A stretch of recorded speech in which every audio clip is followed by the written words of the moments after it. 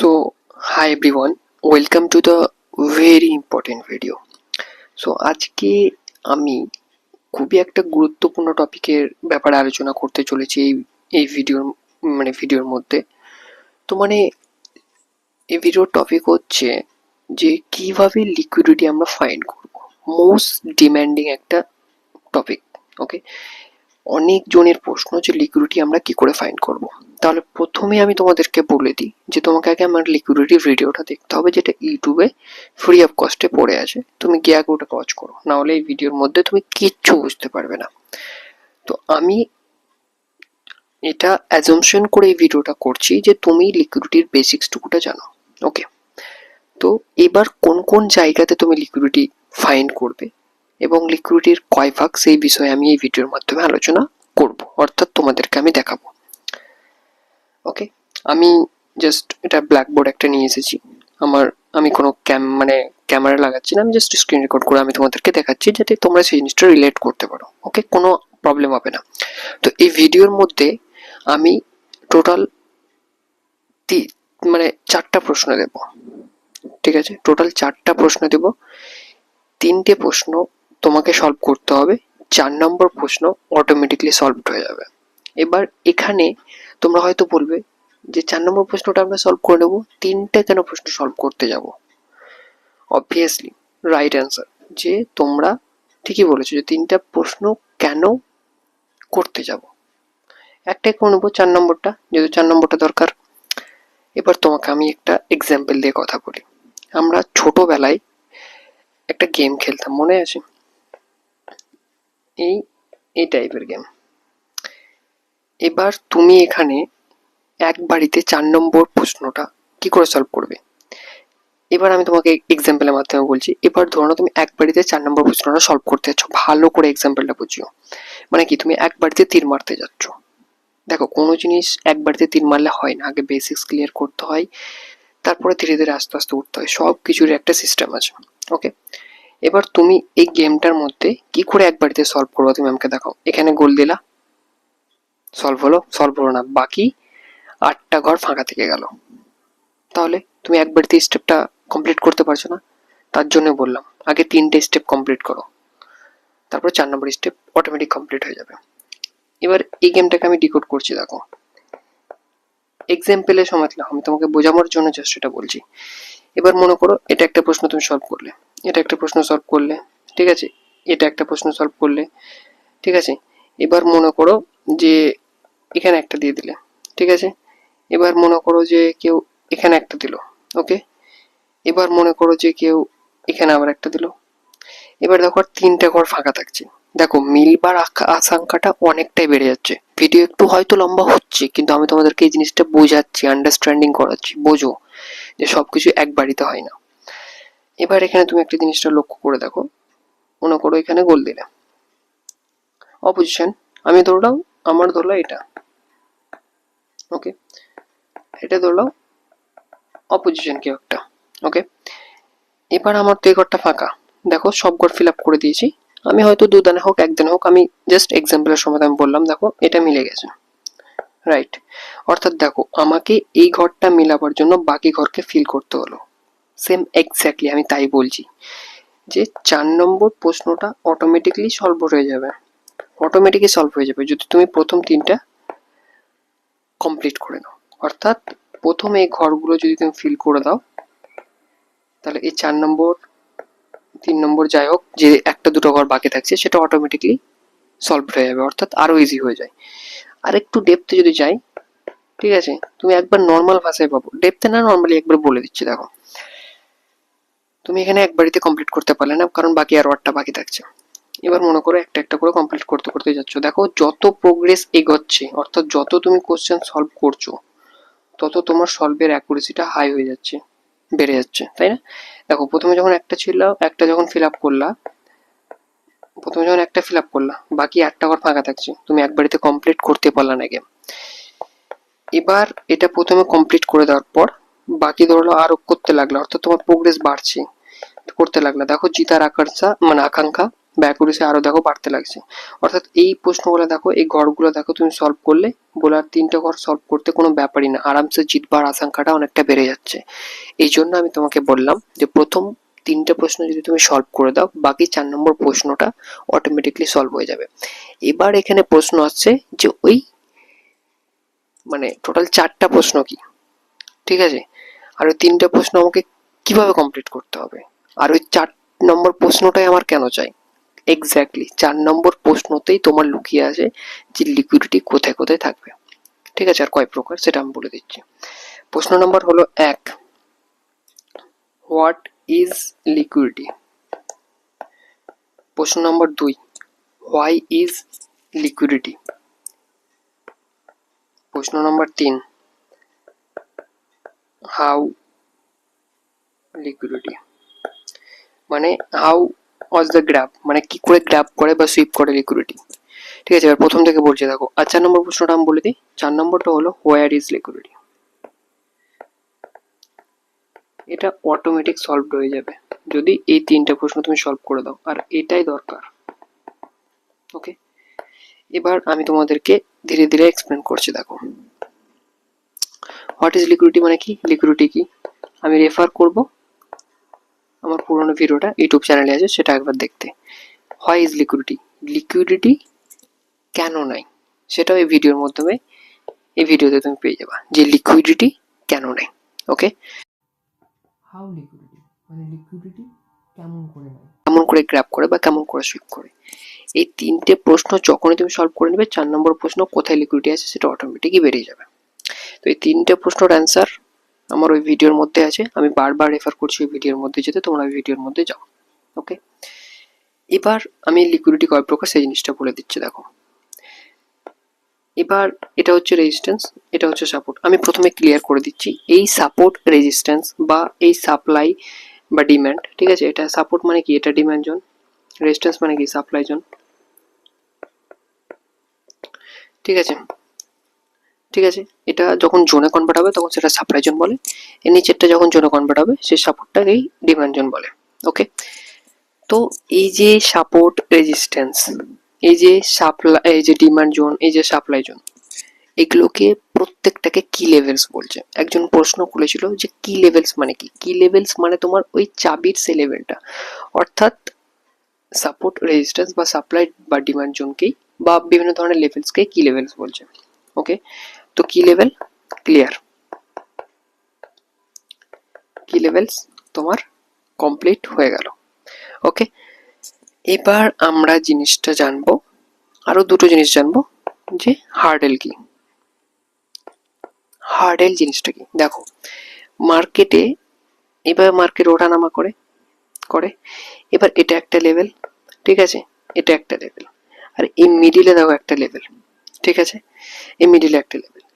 তো হার্ডেল হলো কোনো একটা লেভেলে গিয়ে মার্কেট যখন মানে মার্কেটে যখন কষ্ট হবে কোনো একটা লেভেল ক্রস করতে, কোনো একটা লেভেলে যখন যাবে, সেই লেভেলে যেতে হোক, সেই লেভেলে গিয়ে হোক, যখন মার্কেট রিয়াক্ট করবে, লেভেলে গিয়ে অ্যাকচুয়ালি রিয়াক্ট করে, অর্থাৎ কোনো একটা লেভেলে গিয়ে যখন মার্কেট কোনো কিছুর জন্য রিয়াক্ট করবে বা সেই লেভেলটা পার করতে বা ঘুরে আসতে, অ্যাকচুয়ালি ওই এরিয়াটা, ওই লেভেল অফ এরিয়াটাতে মার্কেট কঠিন ভোগ করছে, অর্থাৎ মার্কেট এলো ডিরেক্টলি খুব সুন্দরভাবে, কিন্তু ওই লেভেলে আসার পর মার্কেটের উঠতে বা মুভ হতে বা সরতে, হিলতে লড়তে কষ্ট হচ্ছে, এটাকে বলে হার্ডেল।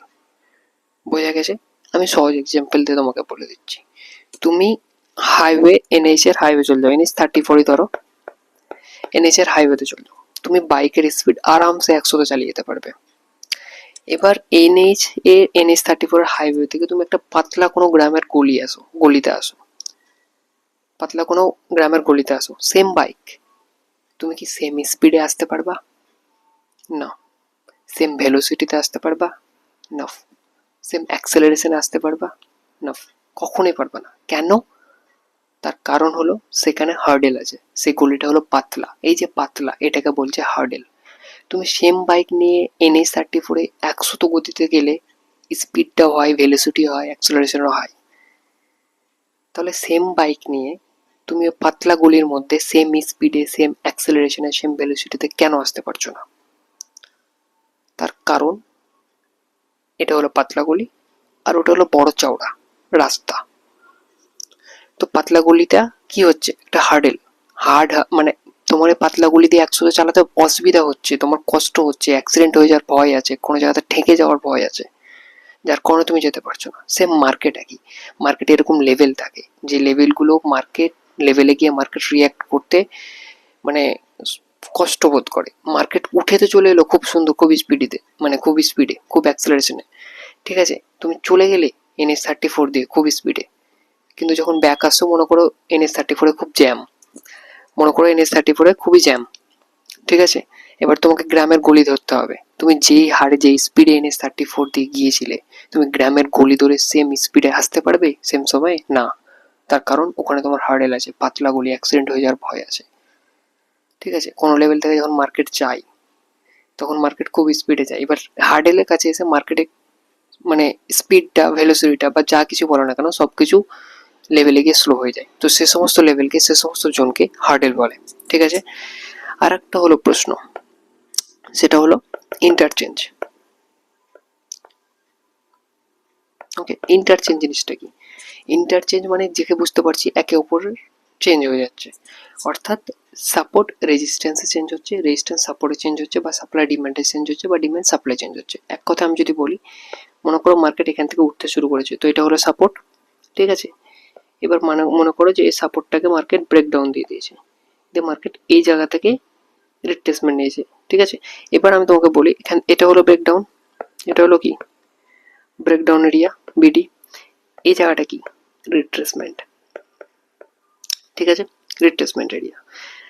তো প্রথমে ছিল দেখো এটা সাপোর্ট, এখান থেকে মার্কেট উঠেছে, পরে দেখো ব্রেকডাউন দেওয়ার পর দেখো মার্কেট এটা রেজিস্ট্যান্সে কমপ্লিট হয়েছে। প্রথমে ছিল সাপোর্ট, সেম অফ লেভেল যদি এক্সটেন্ড করি, ব্রেকডাউন দেওয়ার পর এই লেভেলটা রেজিস্ট্যান্সে ক্রিয়েট হয়েছে, অর্থাৎ মার্কেট এখন এখানে আছে, মার্কেট উঠে এখান থেকে নিচে পড়বে। এই লেভেলটা প্রথমে সাপোর্টে ছিল, এখন দেখো মার্কেট রেজিস্ট্যান্স ক্রিয়েট করছে। আবার এটা যখন উপরে উঠে ব্রেকআউট দিবে, এটা হলো ব্রেকআউট এরিয়া, তখন মনে করো মার্কেট এখান থেকে উঠছে বারবার, এখান থেকে সাপোর্ট নিচ্ছে, তো এই জায়গাটা কি বলছে সাপোর্ট হয়ে গেল। দেখো প্রথমে সাপোর্ট ছিল, পরে আবার রেজিস্ট্যান্স হলো ব্রেকডাউন দেওয়ার পর, আবার যখন ব্রেকআউট হলো তখন এই রেজিস্ট্যান্স যেটা ছিল সেটা আবার সাপোর্ট হলো, অর্থাৎ সাপোর্ট ইন্টারচেঞ্জ রেজিস্ট্যান্স, ইন্টারচেঞ্জ তোমার সাপোর্ট, অর্থাৎ সাপোর্ট একবার রেজিস্ট্যান্স হচ্ছে, রেজিস্ট্যান্স একবার সাপোর্ট হচ্ছে। সেম তোমার সাপ্লাই এবং ডিমান্ডের ক্ষেত্রে, সাপ্লাই ডিমান্ডে পরিণত হচ্ছে, ডিমান্ড সাপ্লাই পরিণত হচ্ছে। ওকে, বোঝাতে পেরেছি? ওকে, এবার সব থেকে মেন ইম্পর্টেন্ট টপিকস, যে লিকুইডিটি কী করে ফাইন্ড করব, ঠিক আছে। দেখো প্রথমে আমি বলে দিয়েছি যে লিকুইডিটি জিনিসটা কি, লিকুইডিটি কেন নাই এবং কীভাবে নেয়, এটার জন্য তোমার ভিডিও দেখতে হবে। অলরেডি ভিডিওটা 13 মিনিট লম্বা হয়ে গেছে, আমি আর এক্সটেন্ড করতে চাইছি না, যার কারণে এই 3টা প্রশ্ন মানে অ্যান্সার আমি এখন দিচ্ছি না, কারণ ওটা অলরেডি দিয়ে রেখেছি, সেটা আগে দেখো, তারপরে এই ভিডিওটা এসে দেখো, বলতে পারো ওটারই পার্ট 2 এই ভিডিওটা। ওকে, এবার 4 নম্বর প্রশ্নটা আমি অ্যান্সার করব, অর্থাৎ ডিকোড করব, যে হয় মানে হোয়ার ইজ লিকুইডিটি। ওকে, তো লিকুইডিটি কোথায় থাকে? দেখো আমি যদি এক্সপ্লেন করি তাহলে জিনিসটা বুঝতে পারবে। মার্কেট মুভমেন্ট দেখবে, যেখান থেকে অ্যাগ্রেসিভ মুভ হয়েছে, অর্থাৎ যেখান থেকে সাডেন বাউন্স হয়েছে বা যেখান থেকে সাডেন সুইং হয়ে উপরে উঠেছে, স্পিডি মুভস হলে খুবই সুন্দর, ঠিক আছে। তো আমি লিকুইডিটির কনসেপ্ট আর বোঝাতে যাচ্ছি না, তো আমি ওই ভিডিওটা দেখবে, তোমরা বুঝতে পেরে নেবে। তো মনে করো মার্কেট এভাবে মুভ করছে, এখান থেকে দেখো সাডেন অ্যাগ্রেসিভ একটা মুভ এসছে সেলারের, এখান থেকে দেখো অ্যাগ্রেসিভ মুভ এসছে একটা বায়ারের, তো এই একটা লেভেল, এ একটা লেভেল, এটাও লিকুইডিটি, এটাও লিকুইডিটি। ওকে, এখান থেকে মনে করো যে তোমার রেজিস্ট্যান্স নিয়ে নেমেছে, মনে করো মার্কেট এভাবে উঠে এখান থেকে রেজিস্ট্যান্স নিয়েছে, এবার মনে করো মার্কেট এখান থেকে উঠছে, এই রেজিস্ট্যান্সটা এক্সটেন্ড করো, এটা হয়ে গেছে সাপোর্ট, এটাকে রেজিস্ট্যান্স সাপোর্টে ইন্টারচেঞ্জ হলো, তো এটা অ্যাজ এ সাপোর্ট এবং অ্যাজ এ লিকুইডিটি, সাপোর্ট এবং রেজিস্ট্যান্স মিনিমাম দুটো পয়েন্ট কানেক্ট হতে হবে। আর লিকুইডিটি সবসময় একটাতে, অর্থাৎ একবার সুইপ হয়ে গেলে বা একবার নিয়ে নিলে সেটা সাথে সাথে আর কাজ করবে না, পরবর্তীতে আবার নিতে আসবে, কিন্তু অ্যাকুরেসি কমে যায়। ভিডিওর মাধ্যমে দেওয়া আছে, ওগুলো ভিডিওতে দেখে নেবে। এটা রেজিস্ট্যান্সের সাপোর্টের ইন্টারচেঞ্জ হয়েছে। এবার দেখো আমি কি বললাম, যে সাপোর্ট দুবার মিনিমাম টাচ হতে হবে, দুবার টাচ হয়েছে, তিনবার টাচ হয়েছে, তিনবার চারবার বেশি হয়ে গেলে আবার লুজ হয়ে যায়। অনেক ক্রাইটেরিয়া আছে, বকলে মানে সারা ঘন্টা লেগে যাবে, ক্লাস কমপ্লিট করা যাবে না। তো এটাকে বলছে সাপোর্ট। কিন্তু লিকুইডিটি জিনিসটা কি, লিকুইডিটি জিনিসটা কি করে ফাইন করবো? এখান থেকে দেখো একবারই ঘুরেছে, এটাকে বলা হয় লিকুইডিটি। এখান থেকে দেখো একবারই অ্যাগ্রেসিভ মুভ হয়েছে, এটাকে বলা হয় লিকুইডিটি।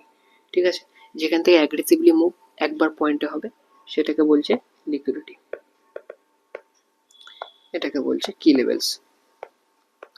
নামগালা নিচ্ছি তার কারণ মানে এই জন্যই আমি আগে এই জিনিসগুলো কি লেভেলস লিকুইডিটি জিনিসটা কমপ্লিট করে দিলাম। ঠিক আছে, তো এই যে সাপোর্ট রেজিস্ট্যান্স সাপোর্টে পরিণত হয়েছে এবং ওপরে এই যে দুটো লিকুইডিটি দেখতে পাচ্ছ ক্রিয়েট হয়েছে। তো এই যে রেজিস্ট্যান্স সাপোর্টে মানে রেজিস্ট্যান্স সাপোর্টে পরিণত হয়েছে এই, এবং এখানে একটা মাইনর লিকুইডিটি ক্রিয়েট করেছে, অর্থাৎ এটা একটা ইন্টারচেঞ্জ এরিয়া বলতে পারো, যেটাকে আমরা হার্ড এলো বলতে পারি। অর্থাৎ মার্কেট এই লেভেলটাতে এসে এই হার্ড এই লেভেলটা যদি এক্সটেন্ড করি, যা কেটে গেল জিনিসটা লেখাটা, এই যে এই লেভেলটা যেটা দেখছো, যেটা রেজিস্ট্যান্স টু সাপোর্ট আমি আঁকলাম, ঠিক আছে, আমি কালারটা চেঞ্জ করি। এই যে রেজিস্ট্যান্স টু সাপোর্ট যেটা ইন্টারচেঞ্জ হলো, এটা হলো হার্ডেল। ওকে, মার্কেট যখন এখানে আসবে মার্কেট রিঅ্যাক্ট করবে, মার্কেট একটু কোষ্ঠকাঠিন্য ভোগ করবে, উপরে যাবে কি নিচে যাবে, এই জায়গাটা যেতে তার প্রবলেম হবে। অর্থাৎ এই জায়গাটাকে বলা হয় ম্যানিপুলেটিং ফেজ।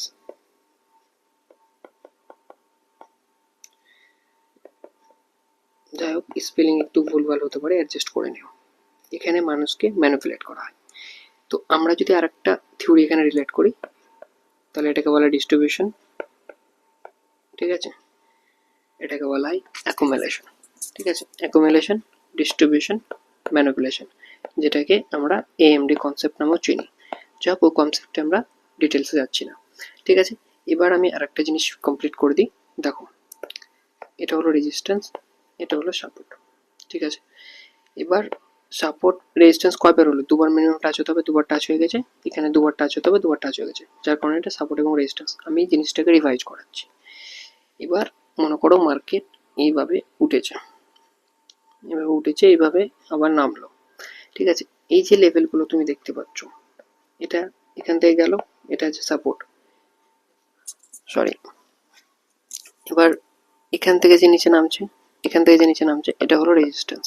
এবার দেখো সেম পয়েন্টে কানেক্ট হচ্ছে না, তাই আমরা এটা আছে সাপ্লাই জোন বলতে পারি। এটা সেম পয়েন্টে কানেক্ট হয়েছে, তাই এটা সাপোর্টই থাকবে। ওকে, এবার আমরা লিকুইডিটি কনসেপ্টে আসি। মনে করো মার্কেট এভাবে নিচে নামতে নামতে গেল, আবার উপর উঠে গেল, দিয়ে আবার এভাবে নিচে নামছে। তো এই যে পয়েন্টে যেটা দেখছো, এটা হলো লিকুইডিটি যেটা বললাম। তারপরে মার্কেট এইভাবে আবার উঠছে, ঘোরানামা করছে। এবার এখানে যে লেভেলটা ছিল, এটা হলো লিকুইডিটি। তো এই যে দুটো দেখছো, এটা হলো এক্সটার্নাল লিকুইডিটি, এটা হলো এক্সটার্নাল লিকুইডিটি। এই যে 1 নম্বর আর এই যে 2 নম্বর লেভেলটা দেখছো, দুটো হলো এক্সটার্নাল লিকুইডিটি। এর মধ্যে এক্সটার্নাল লিকুইডিটির মধ্যে যে লেভেলগুলো থাকবে সেগুলো হলো ইন্টারনাল। তো তিনটে লেভেল আমি বলেছি সবসময়, এক্সট্রিম বা এক্সটার্নাল, দুটো কেটে নিলাম। আর মিডিলের একটা 50% এরিয়া, কারণ ফিবোনাচিতে 50% বলে একটা কনসেপ্ট আছে, বহুত জিনিস আছে, বহুত ক্রাইটেরিয়া আছে, সেগুলো জানতে হবে। এই ভিডিওর মাধ্যমে তো বলা সম্ভব হচ্ছে না, দেখা যাক পরে কোনো ভিডিওতে আমরা জানবো।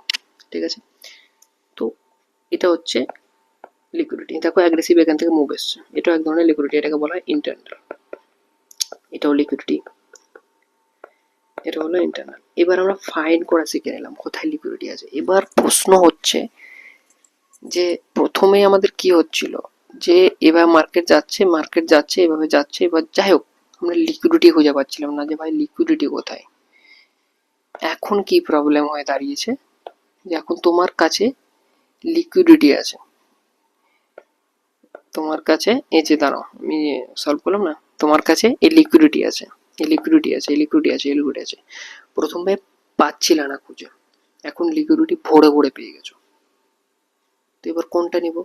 আমি কি এটাও ইউজ করব, নাকি এটাও ইউজ করব, নাকি এটা ইউজ করব, নাকি এটা ইউজ করব? আরও মিডিলে ভরে ভরে হয়তো পাবে, তো কোনটা ইউজ করব? প্রশ্ন হলো এটা। সিম্পল রুলস আমি বলে দিই, এক্সটার্নাল অর্থাৎ এক্সট্রিমের দুটো লিকুইডিটি নিবে, যেটা 1 নম্বর আর 2 নম্বর, ঠিক আছে? আর মিডিলে এই 50% এরিয়ার কাছে অর্থাৎ এই লিকুইডিটিটা নিবে, এটা হলো ইন্টারনাল। দুটো এক্সটার্নাল অর্থাৎ এক্সট্রিমে আর মিডিলে ইন্টারনাল লিকুইডিটি নেবে, ঠিক আছে? আর বেশিও যদি কনফার্মেশন নিতে চাও তাহলে ফিবোনাচি রিট্রেসমেন্ট টুল ড্র করে নেবে, যেটার ক্রাইটেরিয়া আছে বলেছিলাম, সেই ক্রাইটেরিয়া বেসিসে তোমাকে কমপ্লিট করতে হবে। অবশ্য ইউটিউবে নয় ফিবোনাচি রিট্রেসমেন্ট বলে কোনো কনসেপ্ট, আমি ওটা কোর্সে পড়াই, তাই ওটা কোর্সের মধ্যে আছে। আমি কোর্সের স্টুডেন্টকেও তাদেরকে বলে দিচ্ছি যে ফিবোনাচি যে কনসেপ্টটা পড়েছি তার ক্রাইটেরিয়া যা আছে সেই ক্রাইটেরিয়া বেসে তুমি আর একটা কনফার্মেশন হিসাবে তুমি এটা ইউজ করতে পারো। আর যারা ক্লাস মানে কোর্সের বাইরে আছো তাদেরকে আমি বলছি তোমরা একটা এক্সটার্নাল নিবে, মানে দুটো এক্সটার্নাল নেবে, একটা হাই থাকছে একটা লো থাকছে, আর একটা ইন্টারনাল নেবে, সেটা মিডিল কার 50% এরিয়াতে, ঠিক আছে? মিডিলে 20-30 লাওয়ার দরকার নাই, কারণ নিয়ার বাই লিকুইডিটি গ্র্যাব করে, লিকুইডিটি পেট্রোল পাম্পের মতো এনাফ এনাফ এনাফ, মানে অনেক কিছু জিনিস ওই ভিডিওতে আমি আলোচনা করেছি এবং আমার কোর্সের মধ্যে এই জিনিসগুলো আলোচনা করেছি, অনেক ক্রাইটেরিয়া থাকে। এবার কোর্সের পেড কন্টেন্ট তো আমি এখানে ফ্রি অফ কস্ট তো দিতে পারবো না, যাই হোক তারা শিখছে, তারা একটা পেমেন্ট করছে, তারা কস্ট দিচ্ছে, তো দ্যাটস ইট।